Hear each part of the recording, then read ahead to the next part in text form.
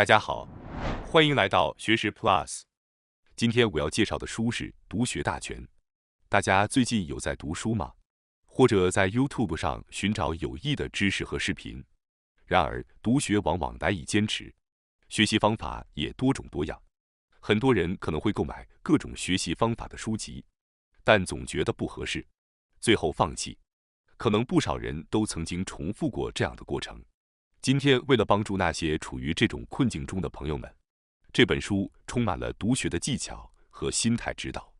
今天视频的内容包括以下2个部分：第一，1%规划法；第二，问读法。首先是第一部分，1%规划法。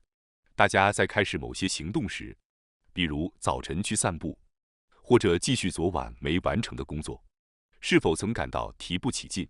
本书对此的看法是，如果你等到有动力再行动，那就已经走错了方向。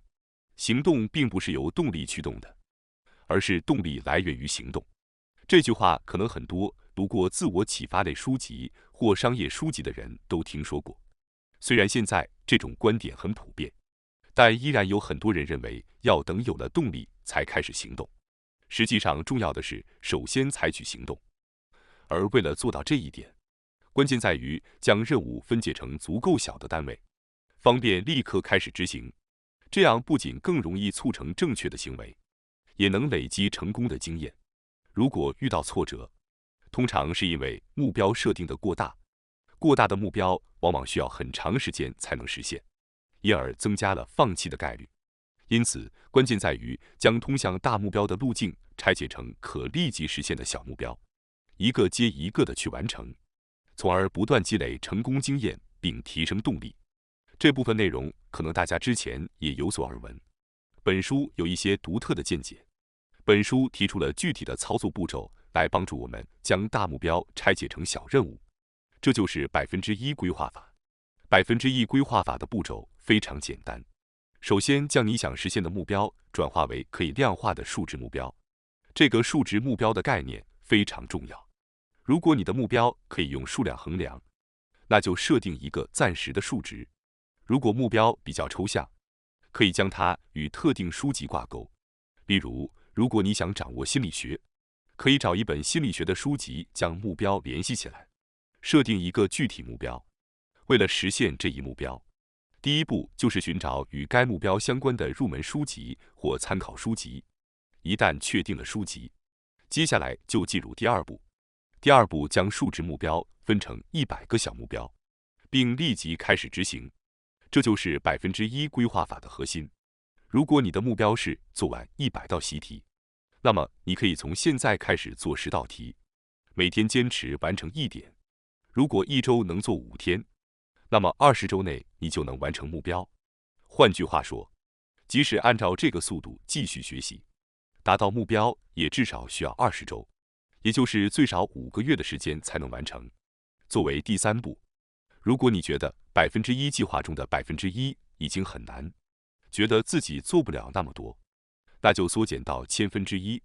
即使这样还是觉得难以坚持的话，缩小到1/1000也可以。哪怕一点点开始行动也是非常重要的。仅仅通过这3个步骤，那些觉得提不起劲的人也能够立刻着手行动。因为人们在没有动力或者无法开始工作的情况下，往往是因为虽然知道自己大概该做些什么，但不知道该从哪里开始。通过使用这个1%计划，你可以把你的目标转化为具体的行动步骤，从而马上开始执行。例如，你可能想学会英语，但这个目标本身并不能引导你采取任何行动。仅仅模糊地想着我想学会说英语，你是无法真正开始学习的，因为你不知道该做什么以及该做多少。结果就是你什么都不做，只是在每天幻想要是我能学会说英语就好了。要改变现状，首先需要采取行动。因此，我们从第1个步骤开始，将你想实现的事情转化为可量化的目标。学会说英语这个目标无法直接转化为数字化目标，因此你需要先找到一些英语的入门书籍或参考书。但是模糊地想着做1%的任务，并没有完全发挥1%计划的优势。你需要实际进行计算。并将任务缩小为1%。这样一来，原本遥不可及的宏大目标就会变成触手可及的小目标。曾经只是一个遥远梦想的目标，现在变得更具现实感。那些原本看起来不可能的梦想和目标，经过这样的处理后，就变得可以计划和实现了。当人们决定要努力反思自己需要改变，并且意识到现状不够好时，他们往往能够在高昂的情绪下开始行动。然而，这种依赖动力的努力只在情绪高涨时有效，难以持久。要想持之以恒，需要改变环境，使大脑成为你的盟友。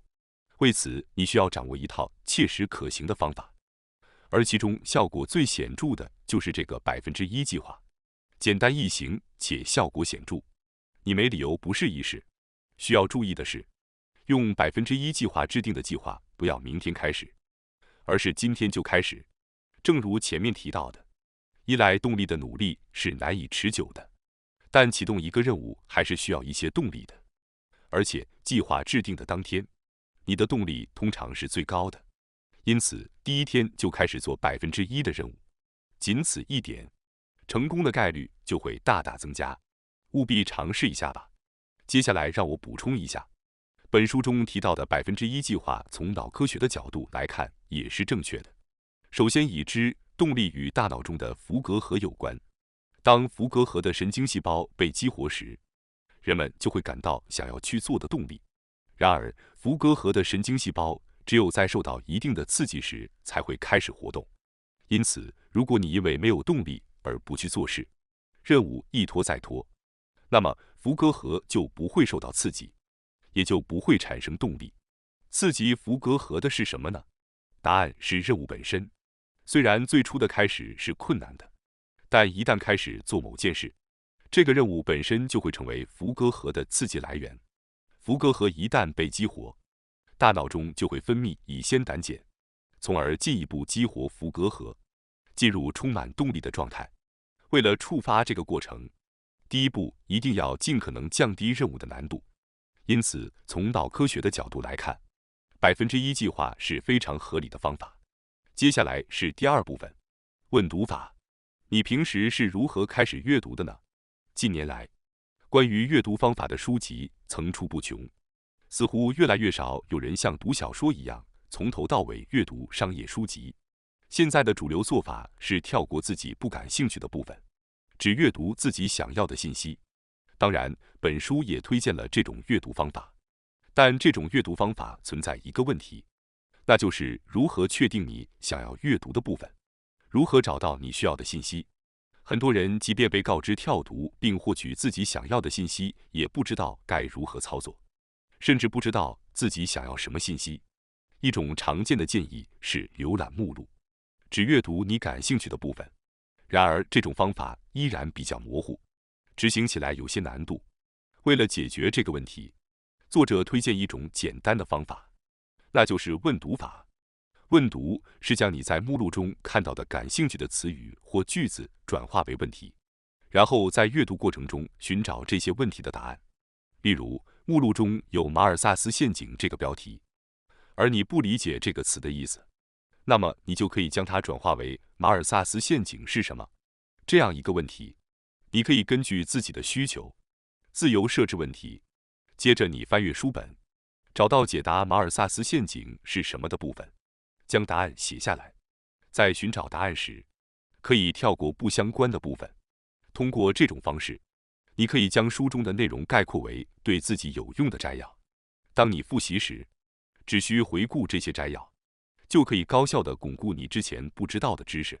你可以根据自己的需求随意设置问题。如果你觉得自己设置太多问题而感到压力，那么只需设置3个问题，并在书中找到答案即可。即使只有3个问题，你从书中学到的知识仍然对你有用。通过这种阅读方式，可以避免为了阅读而阅读，却没有从中获得任何知识的情况。既然你选择了读书，自然希望从中获取一些知识，当然，小说等娱乐性读物除外。但如果你是为了学习某些东西而拿起一本书，那从中吸收些东西才有意义。请尝试使用这种问读法，将你的读书过程转化为更实用、更具实践性的知识升级工具。虽然本书中没有提到，但有时你可能无法从书中找到自己设定问题的答案。遇到这种情况时，你可以参考其他类似的书籍，甚至直接通过网络搜索寻找答案，也是一种有效的方法。提出问题后，正是你对答案最感兴趣、动机最强的时候。为了避免这种情况的发生，充分利用网络搜索。此外，除了从目录中提出问题，初次阅读一本书时，提出以下3个问题也是非常有效的。这3个问题分别是：书的主题是什么？关于这个主题，书中主张了什么内容？书中是通过怎样的方式来支撑这些主张的？这3个问题可以帮助你最低限度地掌握这本书的基本信息。通过这种预习式的提问，你可以更好地了解即将阅读的书籍，也会改变你阅读这本书的心态。通常这类问题的答案在序言或后记部分可以找到。如果你觉得这本书比较难以入手，可以考虑从更简单的书开始。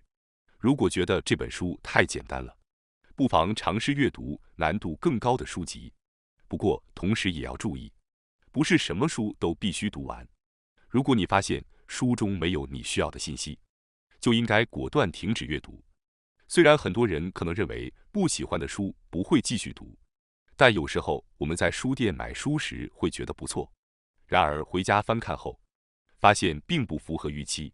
即便如此，人们常常会坚持继续阅读，这是因为人类受到自我一致性的影响，认为既然自己购买了这本书，它一定是好的，难以承认自己买错了书，因此打破买了就必须读完的固有观念，只获取自己当下需要的信息即可。